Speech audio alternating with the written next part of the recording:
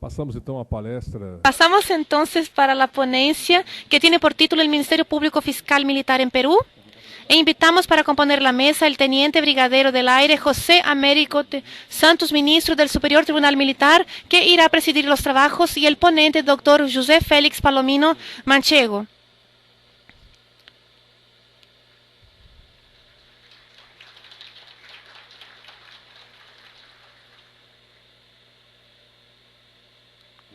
Doctor José Félix Palomino Manchego es doctor en Derecho por la Universidad de Santiago de Compostela, España. Maestro en Derecho, Convención en Ciencias Penales y maestro por la Universidad Nacional de San Marco. Es maestro en Derecho Constitucional, Derecho Procesual Constitucional, Filosofía del Derecho y Ciencia Política en la misma universidad. Lecciona aún en la Universidad Inca, en Las Vegas y en la Universidad de Lima, Academia de Magistratura. Es miembro fundador de la Asociación Peruana de Derecho Constitucional y del Instituto Iberoamericano de Derecho Procesual Constitucional. Profesor honoris causa de la Universidad de Cajamarca y profesor honorario de varias universidades de Perú y Colegio de Abogados de la República. Conferencistas en numerosas universidades de España, México y América del Sur. Fue agraciado con la Medalla Justicia Militar de Brasil en 2008. Y aún miembro asociado de la Academia Internacional del Derecho Comparado. Miembro correspondiente de la Asociación Argentina de Derecho Constitucional. Es autor de varias obras jurídicas en Perú y en otros países. Y es abogado con más de 29 años de carrera. Con la palabra, doctor José Félix Palomino Manchego.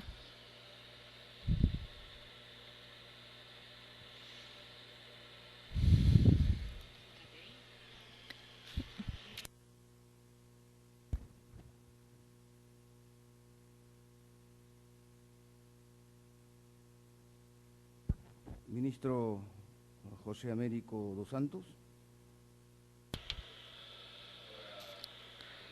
Doutora Elizabeth Guimarães, presidente do Superior Tribunal Militar, distinguidos profissionais das armas, das Forças Armadas, senhores magistrados do Poder Judiciário e do Ministério Público do Brasil, grandes e bons amigos, constitui para mim um desafio falar neste espaço da Justiça Militar, neste caso, na Procuradoria-Geral da Justiça Militar, Ministério Público, sobre um tema precisamente que está identificado com o trabalho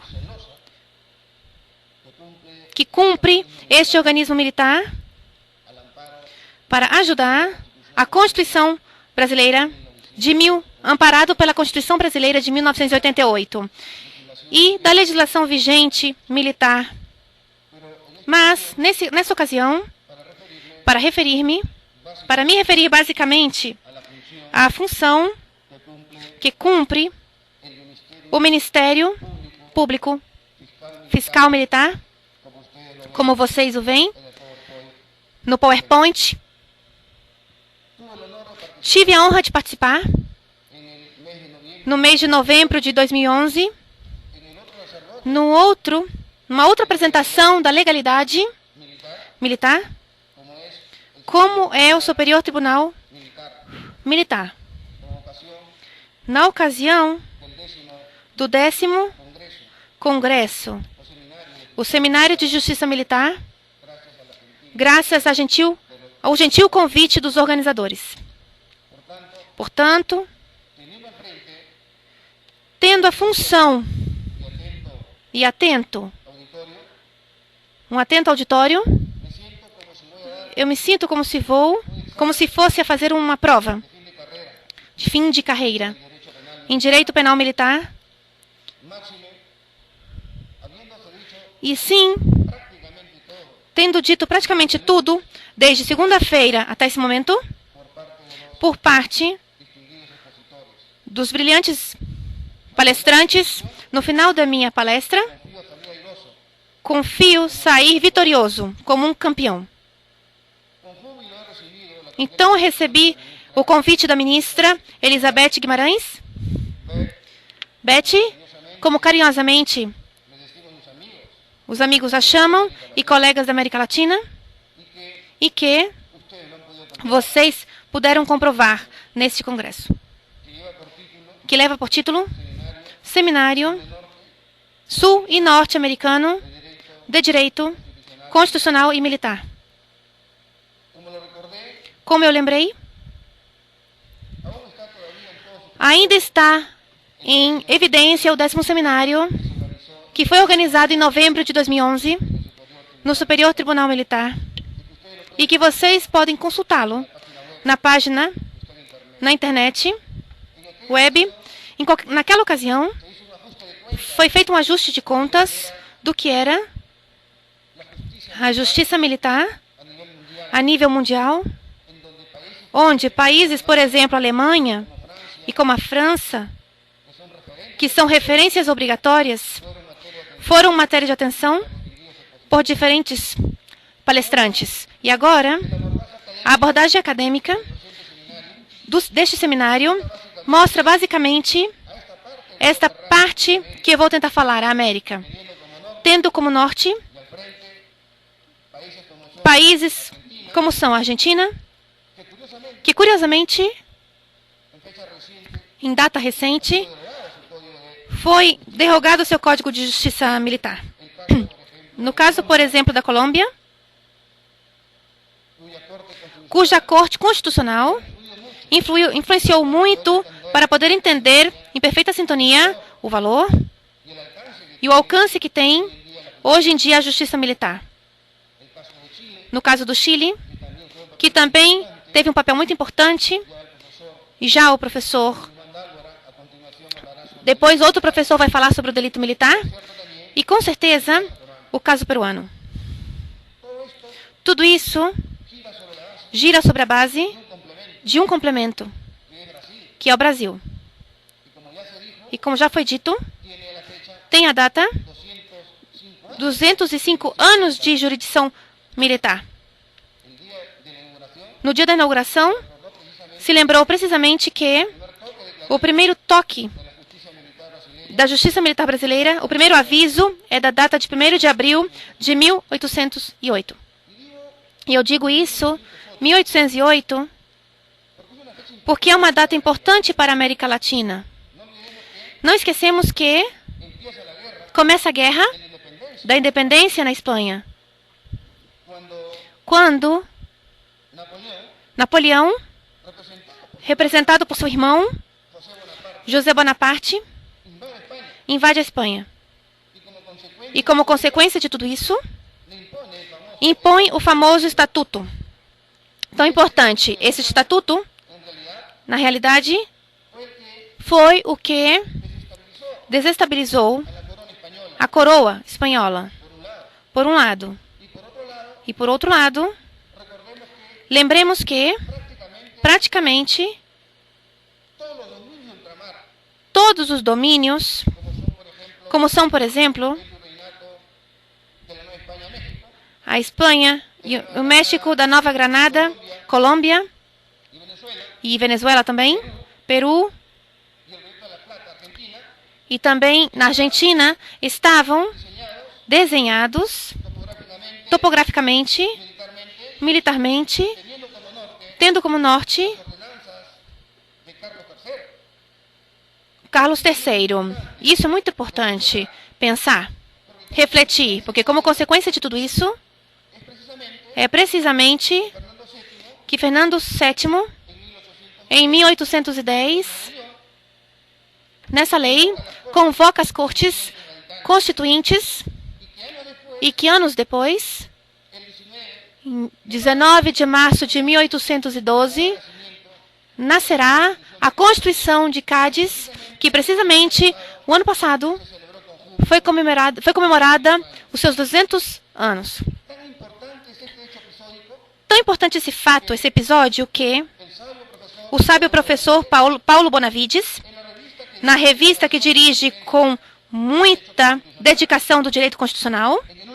No último número, dedicou principalmente uma homenagem às cortes espanholas. E eu posso trazer essa lembrança porque o que aconteceu na primeira parte do século XIX, no primeiro terço, vai incidir muito em todas as disciplinas que integram o mundo jurídico. Como exemplo, o direito penal, o direito processual, o direito constitucional e que também podemos mencionar a justiça militar, porque não é alheia a esse tipo de fatos, a esses episódios. Vejam essa hipótese que Napoleão, depois de acabar com a coroa espanhola, tivesse chegado ao domínio e, em consequência disso, Carlos V, Carlos III, na verdade, tivessem sido substituídas pelas famosas ordenanças militares francesas, que também têm, no bloco europeu continental, muito prestígio. Simplesmente porque aí está o gênio de Napoleão, que, além disso, estava rodeado de assessores em matéria civil, em matéria penal e em matéria militar. E por isso é que quero mostrar aqui essa parte histórica para poder entender como o Ministério Público Militar Policial peruano, quando numera o século XXI, teve um giro copernicano, simplesmente porque vê o que acontece, porque toca na porta ao mercado comparado, porque bate na porta do mercado comparado, principalmente nas decisões que vêm onde está a Corte Interamericana de Direitos Humanos, o Tribunal Supremo do Canadá e também as recomendações da Comissão Interamericana e certa jurisprudência da Corte Constitucional desde o ponto de vista da Colômbia. A partir desse ponto de vista, me permitam fazer algumas observações contextuais antes de começar sobre o tema que temos aí para seguir, para que essa forma possa ser entendida na sua totalidade e paralelo ao que eu vou fundamentar a seguir. Ponto 1. Quando eu me refiro ao Ministério Público Militar Policial, não estou fazendo sobre a base da nova legislação militar que há no Peru e que tem a sua vigência a partir de 2010, data na qual se promulga o novíssimo Código de Justiça Militar e Policial. E é onde se inclui efetivos militares, ponto 1, e efetivos policiais, ponto 2. E isso é diferente, por exemplo, com o que acontece em outros estados constitucionais da América Latina, onde há, por exemplo, um Código de Justiça Militar para os militares e um Código de Justiça Policial para os efetivos policiais. E por que eu faço essa breve observação? Muito simples. Porque, por mandato constitucional, os efetivos das Forças Armadas, Exército, Marinha e Aviação no Peru têm uma função específica e que tem praticamente todas as constituições do mundo. A defesa nacional. Isso significa que o efetivo militar está preparado para o teatro de operações, na inteligência de que é um profissional das armas. Enquanto que o efetivo policial também, porque assim o mostra a Constituição peruana de 93, se encarrega basicamente de uma decisão. E essa missão é cuidar da ordem pública e também a ordem interna. E como tal, está somente preparado para desenvolver o seu campo de ação nas ruas e, dessa forma, combater a delinquência. Mas o que é mais importante para os militares e policiais que ingressam ao seio da Justiça Militar Policial. Esse é o rótulo que foi dado, no caso peruano, a diferença, diferentemente de outros países da América Latina. Ponto 2. É importante também falar, isso de acordo com o que eu vim escutando das palestras desde segunda-feira. Se refere a Estados unitários e Estados federais. A Justiça Militar, principalmente, tem um campo de ação determinado nos Estados federais. Ora Brasil, ora México, Venezuela. E tem, à sua vez, um campo de ação também estruturado quando se refere aos Estados unitários. Por exemplo, Peru e, por exemplo, Chile. Isso influencia muito na composição anatômica ou visceral ou estrutural dos organismos militares, especialmente na forma como se recruta e depois se nomeia os juízes militares nas diferentes instâncias e os fiscais militares nas diferentes instâncias, os promotores, seja, como no caso peruano, produto do Poder Executivo e, naturalmente, pelo Ministério da Defesa e, por outro lado, como deve ser dado, acontece em alguns países, como é o Brasil, onde fazem parte, anatomicamente falando, a partir do ponto de vista do Poder Judicial. Seguindo, então, no artigo 115.1 da Constituição Espanhola de 1978, e onde se nomeia o princípio da justiça militar. Lembrem-se que, na Espanha, há um tribunal, a quinta sala, que integra basicamente o Poder Judicial. Ponto 3. O tema dos direitos humanos. A partir do ponto de vista do trabalho que realiza a Constituição. E esse ponto 3, o desenvolvimento recente, de acordo com o que eu estive escutando dos outros palestrantes. Por quê?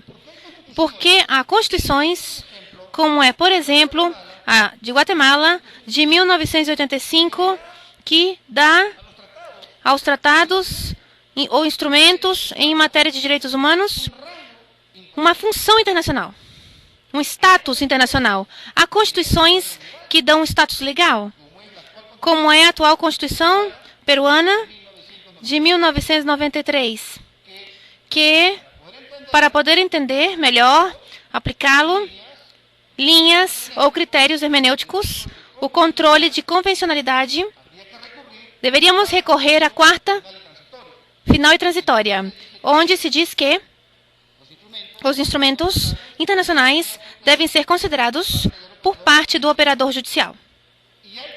E há também constituições que dão certeza um status constitucional. E essa é a mensagem. Isso aconteceu, por exemplo, no Peru, com a Constituição de 1979. E assim, tudo isso, atualmente, deve ser moldado aos novos modelos internacionais democráticos e onde, por exemplo, uma categoria que foi lembrada dias atrás sobre a base do fluxo de Hugo Grotius, com seu famoso livro. Hoje em dia, esse é o elemento configurador para que a justiça militar possa se alinhar e se enquadre ao que foi ditado proveniente das sentenças da Corte Interamericana de Direitos Humanos. Portanto, o desafio é basicamente desentranhar as incógnitas que surgem da justiça militar nesta parte do continente, completamente falando, no caso do Peru. Por que eu digo isso? Porque não devemos esquecer que, a nível dos Estados-parte, na América Latina, Peru é um dos estados que tem maior demanda por vulnerabilidade sistemática dos direitos fundamentais. E, além disso, sobre o pretexto das denúncias que teve o Peru, por exemplo, no caso, e que precisamente houve um desaparecimento forçado e que, como consequência disso, se demonstrou que houve violação e problemas, violação do direito fundamental e, como consequência, mas além disso, nasce o direito à verdade. Assim, o sistema regional americano foi visto na imperiosa necessidade, num momento importante para reconhecer a legitimidade da justiça militar, mas, à sua vez, também colocá-la sobre a base de pressupostos teóricos, constitucionais e processuais para que exista uma melhor transparência. Esta mudança, então, é principalmente o que está sendo apresentado nos últimos tempos. E, além disso, para poder superar os desafios e os problemas, solucionando os impasses que são apresentados, especialmente para os juízes e promotores que têm uma enorme responsabilidade com relação à jurisdição militar. E, para finalizar, pretender traçar algumas perspectivas em direção ao futuro, como é, por exemplo, a elaboração e redação do Código Modelo de Justiça Militar a nível americano, e onde as últimas caracterizações do direito penal militar, como é, por exemplo, a legalidade do julgamento, como é, por exemplo, proibição da analogia, como é, por exemplo, a redução da pena, o juiz natural, o direito à defesa, a pluralidade de instâncias e, melhor dizendo, tudo que engloba o devido processo dentro do seu seio deve ser posto a nível de um código penal tipo para toda a América. E essa é a tarefa, principalmente, na que estão embarcados alguns juízes militares, como é o caso peruano do general Júlio, e como é no caso do Chile, do general Waldo Martínez Cáceres, que no 5º Encontro de Direito Penal Militar e Direito Penal Humanitário realizava no Tribunal do Peru, na cidade de Lima, no mês de abril de 2011, já traçaram algumas linhas e confiamos que isso continue sendo desenvolvido muito mais. Mas convém também indicar agora que o Ministério Público, o Ministério Fiscal, como vocês chamam, como é chamado na Espanha, antes da Constituição de 1979 no Peru, fazia parte do Poder Judiciário e, portanto, não era um órgão constitucional autônomo, mas sim dependia principalmente do que definia o Poder Judiciário. E isso é porque, a partir de 1979, há uma mudança. Por quê? Porque em 1979, a Constituição anterior, o Ministério Público vai adquirir a sua Carta de Cidadania e vai ter maior amplitude de observação para poder cumprir uma função intuitiva, locomotora, como é principalmente o caso da defesa à legalidade, o caso da defesa dos direitos fundamentais. E, com certeza, também o que está presente em quase todos os ministérios públicos, a prova, sem esquecer a persecução do delito. Esse exemplo que eu apresento, na via civil, no fórum civil, e onde estão os civis andando, como vamos demonstrar a seguir, no fórum militar. E isso é notado claramente quando vemos a composição e as atribuições do novo Código de Justiça Militar ou Policial. E no que se refere ao Ministério Público Militar Fiscal, no caso peruano, tem 114 anos, porque o produto vem precisamente de uma Suprema Resolução que deu o presidente Nicolás, com a assinatura do seu ministro de Guerra e Marinha, Coronel José Lapuente. Então, é chamado a um fiscal supremo. E, curiosamente, ele não é das armas, mas sim é um civil. O doutor Miguel Antônio de la Lama. Este catedrático da Universidade de Direito da Universidade Nacional de São Marco, que foi o primeiro promotor supremo do Conselho Supremo de Guerra e Marinha, que realizou um trabalho impecável em um espaço de 15 anos, aproximadamente. E para isso, até hoje, o que ele apresentou segue constituindo referências obrigatórias de consulta para poder entender alguns problemas que surgem, como sempre foi feito na justiça militar. Isso é importante também, a data de 1899, porque um ano antes, em 1898, acontece no Peru e se promulga o primeiro Código de Justiça Militar.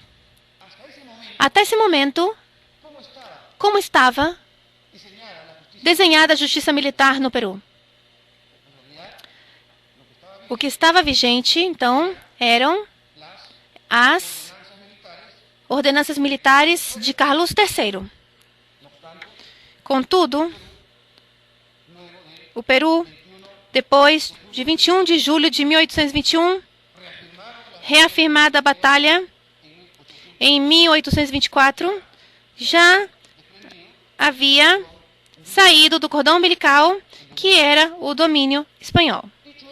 Dito isso, é importante agora seguir com a forma como se desenvolve a justiça militar no Peru, sob o ponto de vista do trabalho, da função que é desenvolvida pelo Ministério Público.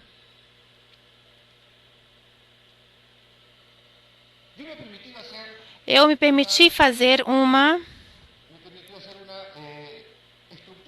estrutura para poder entender a função que cumpre o Ministério Público, para o qual permitiu fazer o seguinte esquema topográfico.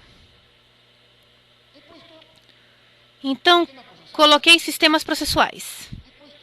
Coloquei sistema acusatório, sistema inquisitivo. E como fazemos esse devido processo? Essa primeira parte merece uma rápida explicação. Por que o sistema processual? Por quê?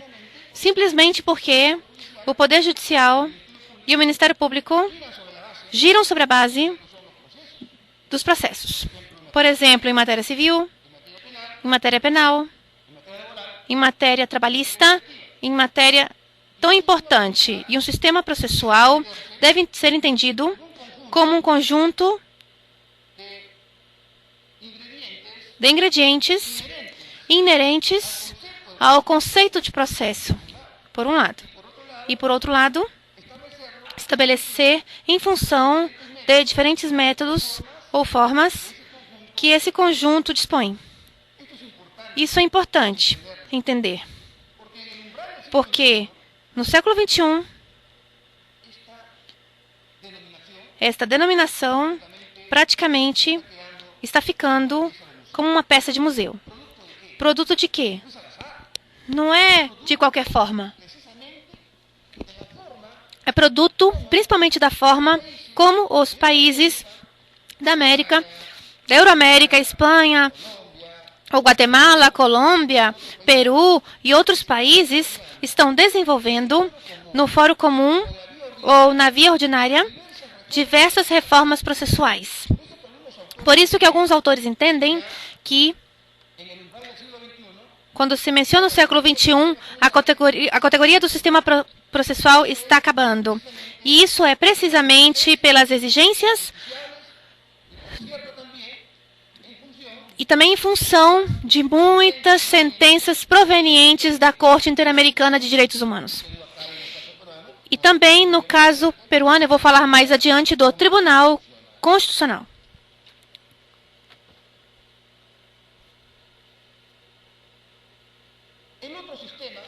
Em outro sistema que nós temos que observar, é um sistema clássico, antigo, onde o seu nome de estudo justifica basicamente uma acusação e aí onde o caráter essencial se configura como algo muito importante entre partes iguais.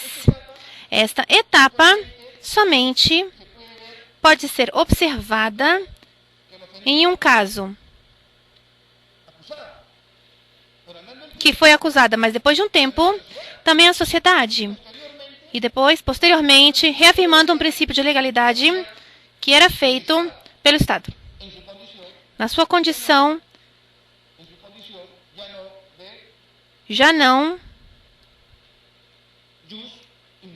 de jus imperium, mas sim como jus puniendi, ou seja, o direito a castigar. O outro sistema que nós estamos vendo é o sistema inquisitivo. E aqui é onde o juiz tem um papel muito importante. Mas não esqueçamos que no sistema anterior, a nossa legislação processual até 2004 era a que tinha esse tipo de incidência. Peru.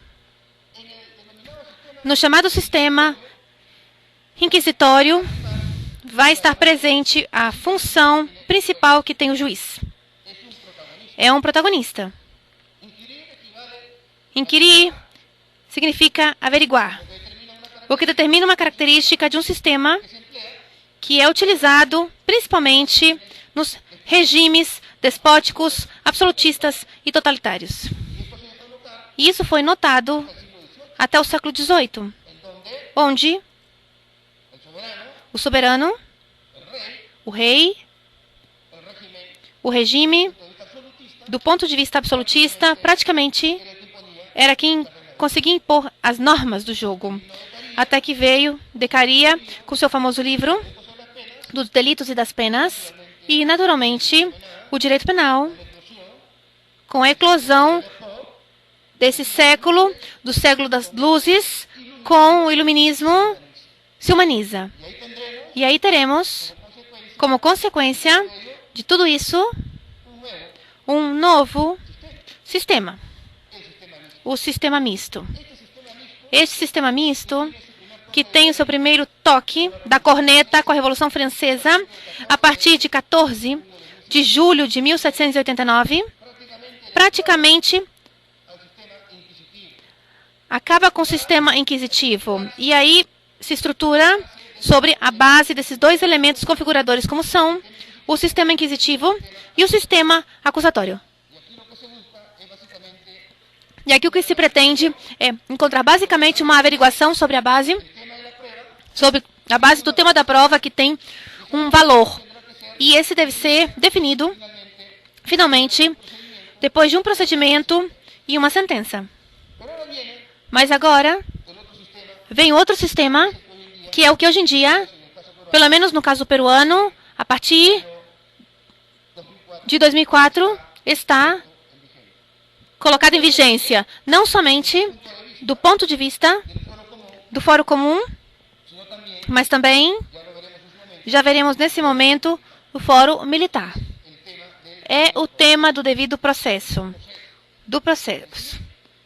Ou seja, onde a imparcialidade e a independência do juiz tem um papel muito importante para que essa forma, sobre a base da contradição e de uma igualdade do direito à defesa e publicidade das ações ou atuações processuais, por exemplo, a sua inocência garanta todo o processo. Isso foi o que desenvolveram os norte-americanos. Quando os Estados Unidos, na sua Constituição, em 1787, essa categoria do devido processo não existia. Não existia por um simples motivo, porque os Estados Unidos não é como um lobo. Então, aqui há uma primeira conclusão provisória de que o que acontece, o procedimento e o processo penal, de como ele está aterrissando dentro dos sistemas da América Latina. E, concretamente falando, no caso peruano.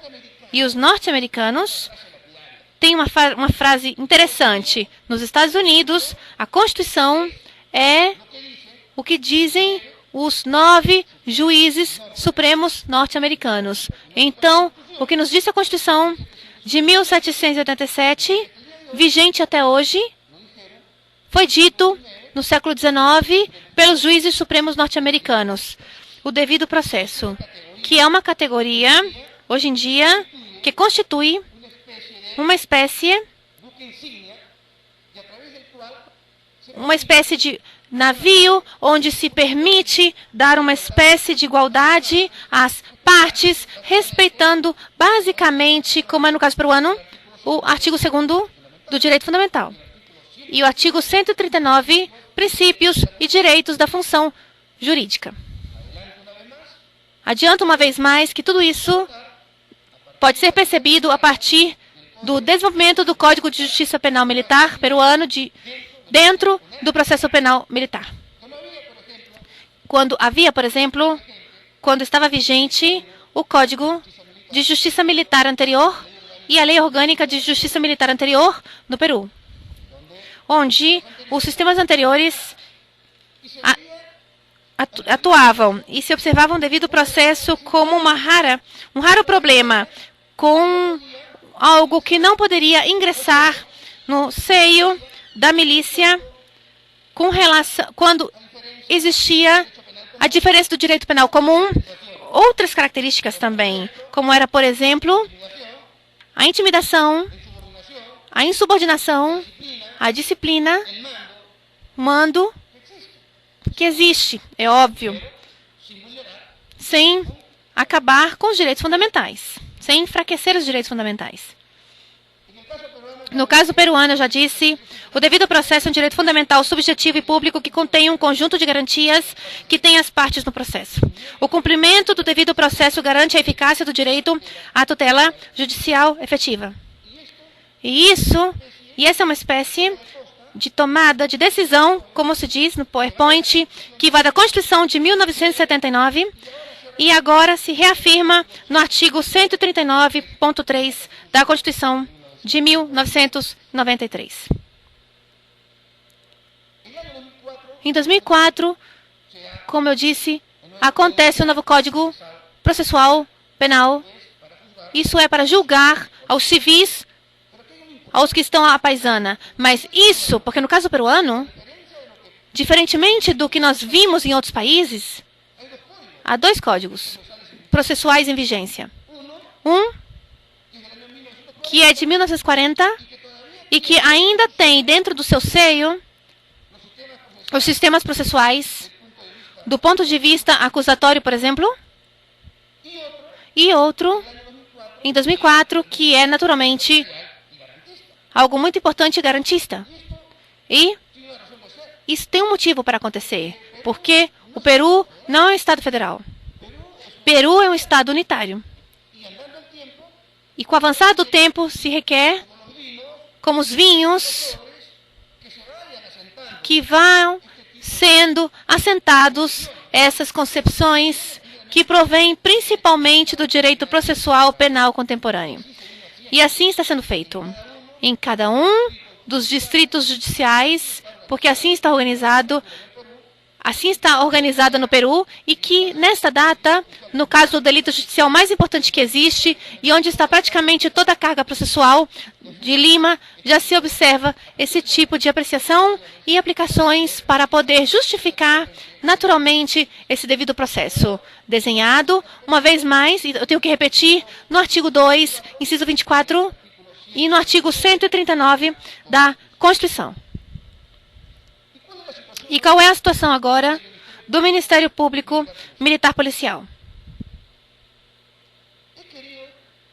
Eu quis ver o terreno para poder entender o Ministério Público Militar no Peru, a partir do Código Penal Militar de 2010, com todas essas particularidades e mudanças que foram acontecendo, porque essa é a forma, pelo menos, como as políticas públicas jurisdicionais que vão de mãos dadas à boa-fé e, com certeza, também com a necessidade que deve ser estabelecida novas leis processuais penais e, nesse caso, militares, para que um Estado parte, como é o caso peruano, amanhã ou depois, não tenha demandas ou denúncias provenientes, por exemplo, da Corte Interamericana de Direitos Humanos.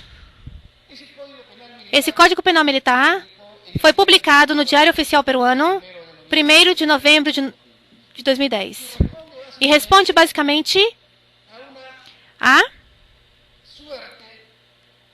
um momento importante de novas demandas que foram apresentadas no Tribunal Constitucional e o mesmo que, em seu momento oportuno, calculou que o Código anterior de Justiça Militar de 1980 praticamente tinha envelhecido.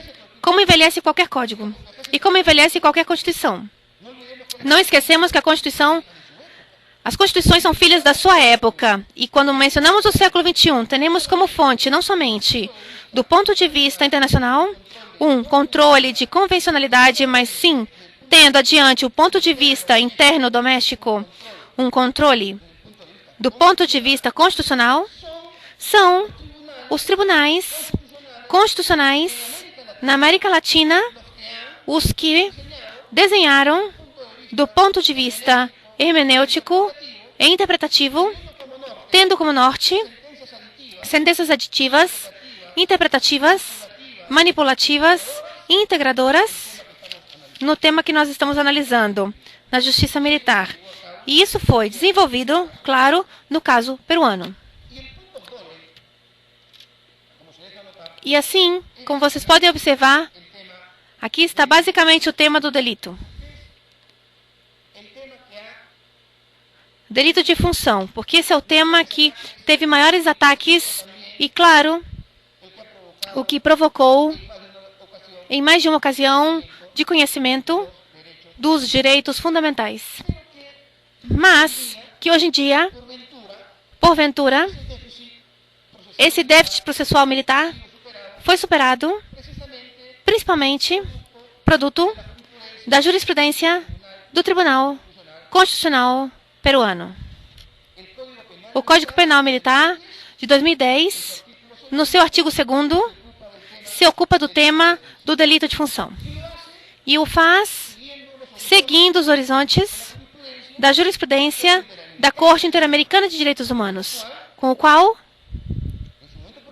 no seu momento oportuno, quando um promotor acuse, quando o juiz militar sentencie, então, quem foi julgado dificilmente vai perguntar sobre essa decisão e, portanto, transformar-se em sujeito de direito internacional e recorrer aos organismos internacionais.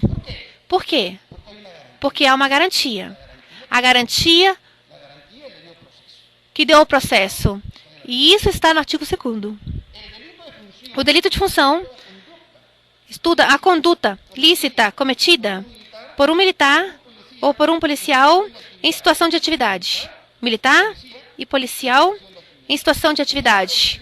Em ato de serviço ou ocasião dele, e que atenta contra bens jurídicos vinculados com a existência organização, operatividade ou funções das Forças Armadas e da Polícia Nacional.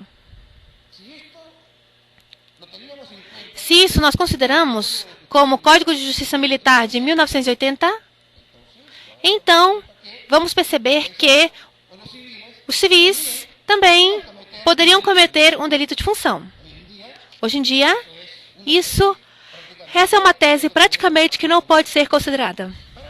E para isso, há 3 elementos configuradores: o bem jurídico tutelado, o sujeito que comete e o contexto no qual se realiza esta figura de delito.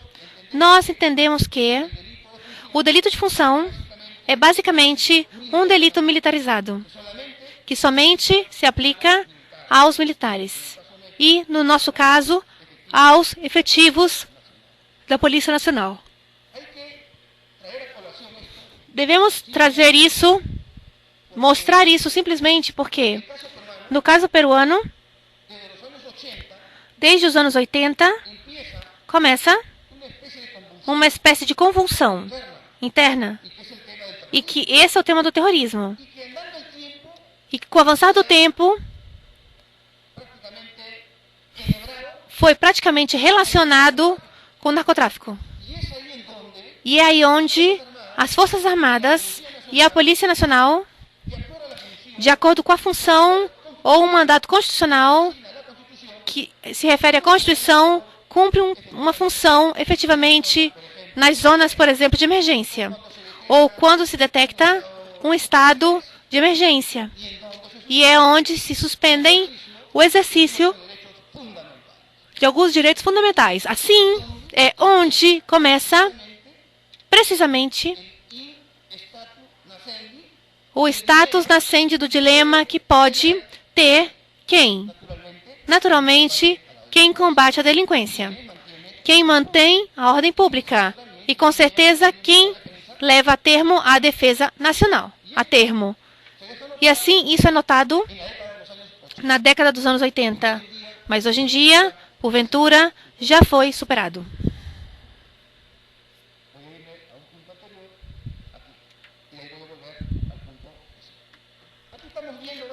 Aqui estamos vendo basicamente a estrutura processual do Ministério Público sobre a base de algumas intervenções. Ainda há uma investigação penal, que nasce com a nota crime, com certeza. Há diligências iniciais de investigação preliminar, há uma investigação preparatória, pesquisa preparatória, uma pesquisa genérica e um controle da acusação. Diferente da legislação anterior penal militar, no nosso caso, estamos vendo que, atualmente, o Ministério Público Penal Militar cumpre uma função intuitiva, locomotora, e foram observados os horizontes da função que é diferente da legislação anterior, que era praticamente estreita ou restringida. Se vê aí a investigação, a pesquisa penal, praticamente uma pesquisa que ele tem que desenvolver, tem que ser desenvolvido pelo Ministério Público, porque ele é o condutor dessa pesquisa. Vemos aí as diligências iniciais dessa pesquisa. A pesquisa preparatória, que dura 6 meses e que pode ser prorrogada. Isso é importante porque, senão, não podemos chegar ao bom porto, no final, com uma boa sentença. A investigação genérica, porque há delitos complexos, por exemplo, de repente podem ser apresentados 15 ou 20 denunciados e depois acusados. Então, a função do Ministério Fiscal deveria ser mais sofisticada. E há um controle da acusação. E esse controle da acusação é reconhecido nos artigos 375 e seguintes do Código Penal Militar Policial. E no caso do juiz oral, o juiz oral cumpre uma função determinada no Ministério Público Militar Policial. Por quê? Porque tem que justificar, por exemplo, a acusação. Quem usa a palavra, também tem as partes que usam a palavra e, naturalmente, a voz ou os juízes superiores militares, à sua vez, terão que emitir uma sentença. Também há processos especiais. Observem a maneira como vai crescendo a função locomotora.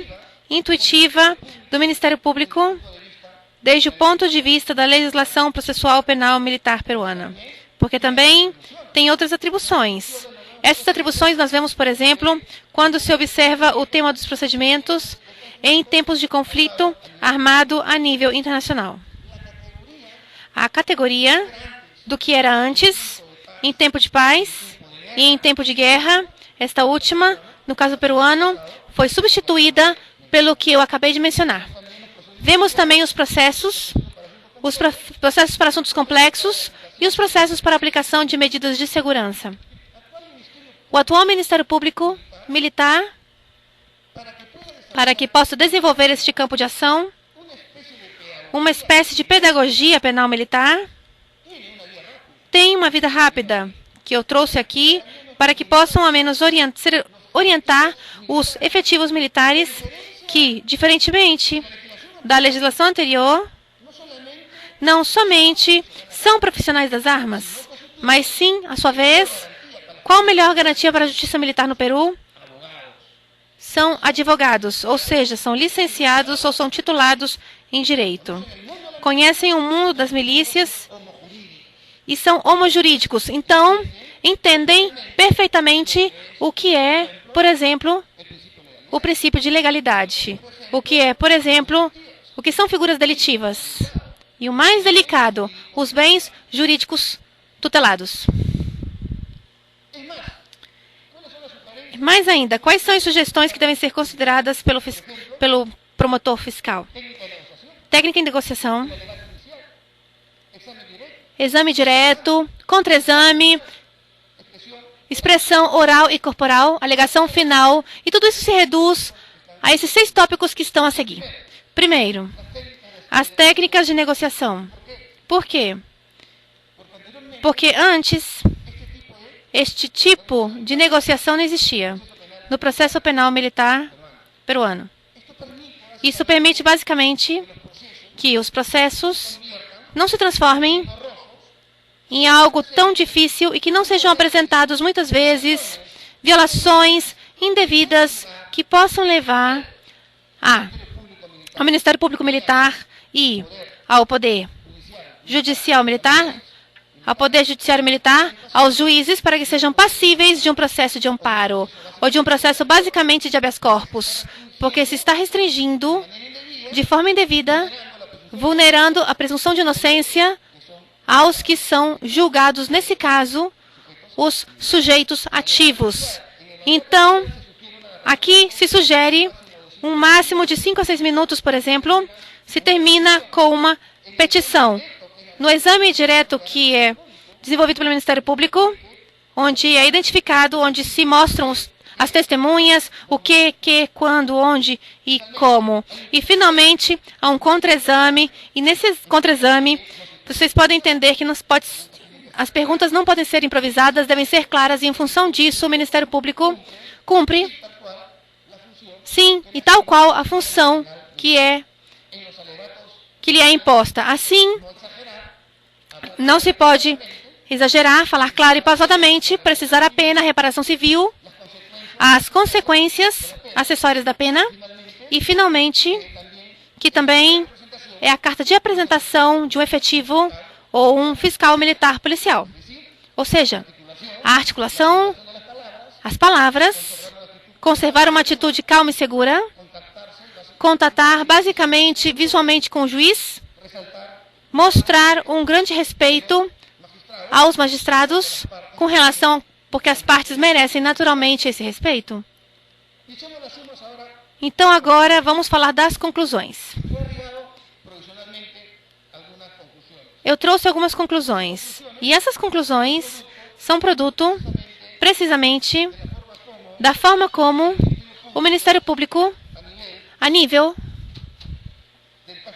do caso peruano, cumpre uma função do ponto de vista do século XXI.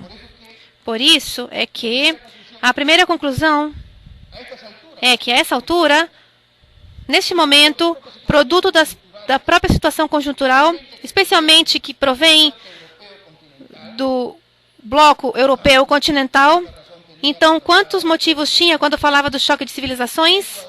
Seja enquadrado nos alinhamentos provenientes do processo penal ordinário, a cargo, produto das reformas processuais e, naturalmente, que levaram a estabelecer a sua responsabilidade dentro do seio do Poder Judiciário, seja a nível constitucional e também a nível processual. E esse é um mérito que tem Napoleão. Não esquecemos que Napoleão é quem codifica toda a legislação. E por isso que o Código Civil de Napoleão é que dá abertura, por exemplo, para o Código de Funcionamento em Matéria Criminal, para o Código de Procedimento em Matéria Civil, para o Código de Comércio e outros códigos mais. E que também é importante repetir uma vez mais o tema da justiça militar sobre a base da disciplina que impunha Napoleão. Como resultado, podemos dizer que é aceitável que a justiça militar, nas atuais circunstâncias, goza de transparência e também tem uma credibilidade e uma aceitação da sociedade civil, porque são eles, precisamente, os que julgam, os que comentam e os que criticam as sentenças e o que é ditado proveniente da justiça militar, e porque também devem constituir uma espécie de carta de apresentação, uma espécie de magistério constitucional, penal, militar, porque esse é o suporte, esse é o núcleo que deve ter a justiça militar. Sim, esquecer com certeza do princípio ou valor mais importante que tem o ser humano, que é o princípio da dignidade da pessoa humana, para os civis e para os efetivos militares. Uma terceira conclusão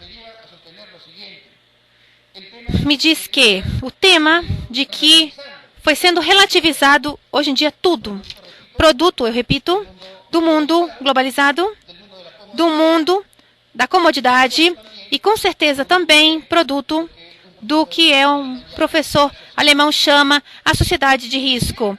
Isso é certo, porque no caso da América Latina, por exemplo, o narcotráfico, que tem como consequência figuras delituosas que vão aperfeiçoando-se a partir de que é apresentada uma criminalidade organizada, em consequência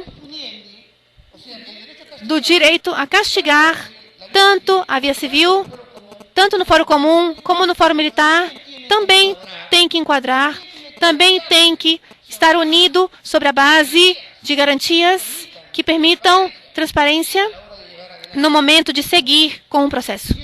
E isso é o que se deixa ser percebido no fórum comum, Poder Judiciário, Ministério Público e, com certeza, também no momento de julgar os profissionais das armas, que hoje em dia são julgados basicamente no fórum militar.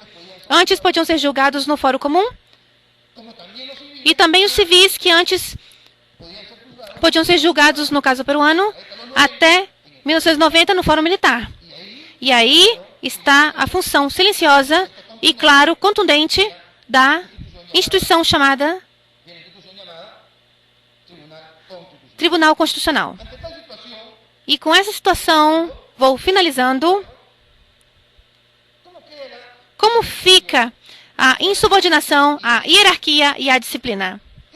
Eu acredito que a resposta não deve ser alarmante, porque no mundo contemporâneo já não estamos vivendo o que no seu momento implantaram Carlos V, Alejandro Farnésio, Carlos III, ou talvez Colón, no sentido de que a disciplina militar, no sentido de que os profissionais das armas tinham que cumprir brilhantemente uma função determinada, verticalmente, de forma militar. O tema dos exércitos permanentes, que deram nascimento aos novos estados constitucionais e que fizeram nascer novos impérios, como foi o Império Inglês, como foi o Império Napoleônico, como o Império Prussiano, como foi o Império Bolivariano. Isso já ficou esquecido. Agora, O elemento configurador e importante é algo que deve ser precisamente o devido processo. Uma das minhas últimas conclusões é a função que cumpre o Ministério Público Fiscal Militar e que é digno de ser destacado hoje em dia. Há muito a oferecer. Ainda está adaptando-se à função locomotora que cumpre essa instituição. Diferente, por exemplo, dos códigos de 1898, 1939, 1950, 1963 e 1980. O atual Código de Justiça Militar Policial oferece um conjunto de garantias às partes e assim também ao Ministério Público Fiscal Militar para ser coadjuvante no processo penal militar e que esse processo não passe, nem muito menos, na tábula rasa ao direito fundamental. E, além disso, que esse delito militar, tão delicado, não fique impune, porque a justiça militar não serve para a impunidade. A justiça militar serve, basicamente, para reforçar o Estado social e democrático de direito. Isso é o que foi sendo afirmado desde segunda neste seminário. E, finalmente, para resumir, tenho aí duas conclusões. A função protetora que cumpre a Defensoria do Povo. E por que eu coloco a Defensoria do Povo? Porque foi precisamente essa instituição que protege cuidadosamente e fraternalmente os direitos fundamentais no Peru, aqui interpôs os processos constitucionais, o processo de inconstitucionalidade, por exemplo, para que leis que tinham problemas ou vícios de inconstitucionalidade em matéria militar policial sejam derrogadas total ou parcialmente pelo Alto Tribunal, pelo Tribunal Constitucional, que em mais de uma ocasião, respeitando a previsão de consequências, deixou para que o órgão legislativo voltasse a organizar essa legislação.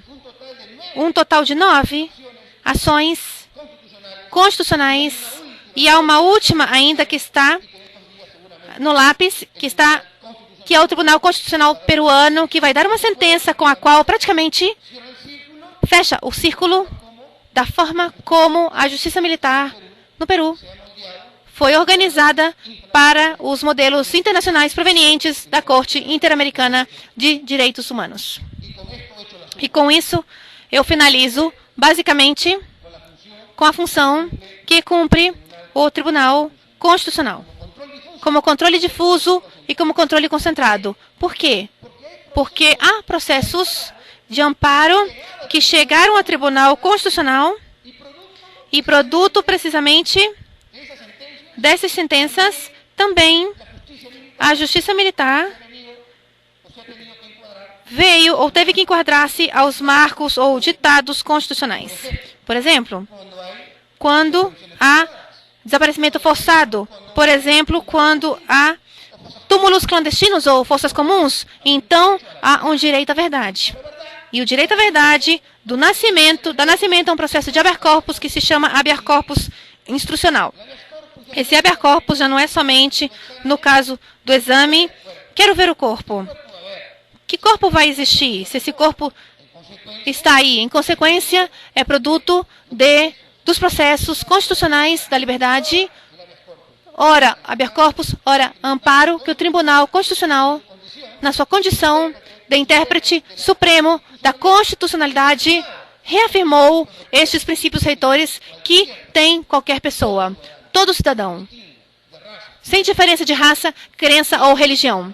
E também através do controle concentrado, ou seja, mediante o processo de inconstitucionalidade, onde, de forma total ou de forma parcial, como diria na Argentina, o professor Néstor expulsa a fruta acabada do ordenamento jurídico. E o que foi feito pelo Tribunal Peruano? Expulsou a legislação antiterrorista, onde, no caso peruano, a partir de uma convulsão política que aconteceu, Não havia juiz natural, não havia direito à defesa, não havia poder de instância e também não havia um devido processo. Essa é a função que cumpre o Tribunal Constitucional. E, definitivamente, a função que desenvolve a Corte Interamericana de Direitos Humanos, que foi decisiva basicamente para quê? Para a justiça militar, não somente no caso peruano, mas sim em outros países, onde se enquadram em ponto de perfeição para que não sejam vulneráveis os direitos fundamentais. E aí está o tema do controle de convencionalidade. Os pactos, os convênios, os tratados, as convenções em matéria de direitos humanos têm um papel muito importante e esse controle de convencionalidade, como esteve presente nesse momento com 2 sentenças, o professor mexicano de direito penal e juiz da Corte Interamericana, Sérgio Garcia Ramírez, desenvolve uma função a nível interno que é feita pelo Tribunal Constitucional. O Poder Judicial, nos processos constitucionais da liberdade e nos processos orgânicos, como também o Tribunal Constitucional tem que atuar. E não esperem chegar a um controle de constitucionalidade quando, a nível interno doméstico, os órgãos jurisdicionais que estão perfeitamente alinhados e enquadrados em função de critérios hermenêuticos terão que dar sentenças transparentes. O tema é rico, o tema é amplo. Entendo que há ainda muitas coisas para trabalhar, mas agora, com essas conclusões provisórias, eu quero agradecer a vocês a sua paciência que tiveram. Muito obrigado.